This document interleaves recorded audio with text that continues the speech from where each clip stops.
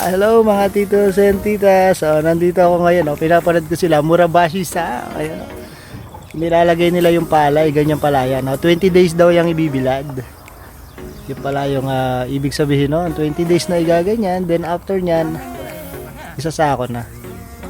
Galing. Masarap daw yan after 20 days.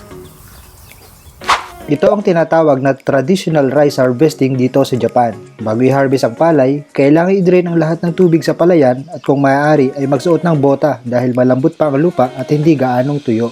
Mayroong dalawang klase ng pag-harvest ng palay dito sa Japan. Ito ay yung paggamit ng mga makabagong makinarya at ang kanilang traditional na pag-aani gamit ang panggapas ng palay. At kailangang pag-ingatan dahil posibleng malaglag ang mga butil nito. Ang palay ay tinatali gamit ang pisi o yung pinatuyong katawan ng puno ng palay.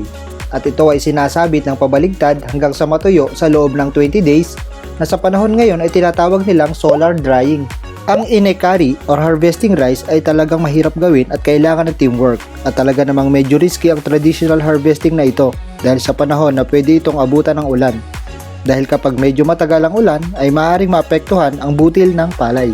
Talagang medyo mahirap ang proseso na ito pero base sa mga nakausap ko at nakilala ko na nagtatanim dito sa Japan, talaga namang napakasarap naman daw ng palay kapag ito ay ibinilad or yung ginamitan nila ng traditional solar drying. Ang natural drying process na ito ay tinatawag na hasakake at depende din sa lugar or probinsya. Meron din naman na tinatawag itong inekake at tooka. Sa ibang lalawigan naman ay tinatawag itong honyo. At dito naman sa lugar namin sa Haramachi ay tinatawag itong tiempe bushi. Ngayon ko lang sila nakilala.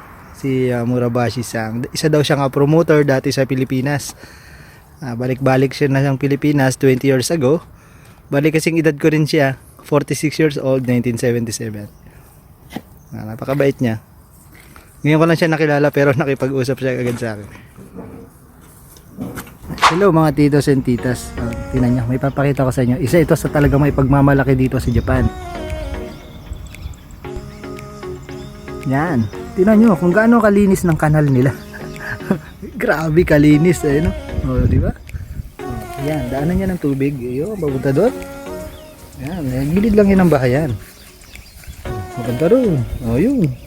Yan ang tapunan nila ng tubig. Then ito yung bukid ng mga kasama ko kanina. Ayun.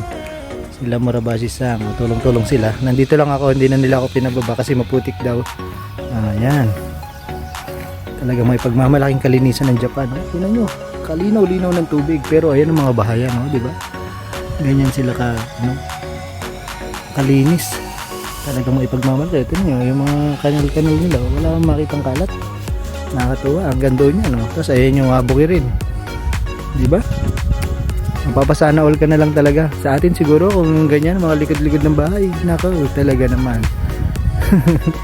Ang ganda, di ba? Ang ganda yan sa bahayan. Gano'ng kalinis.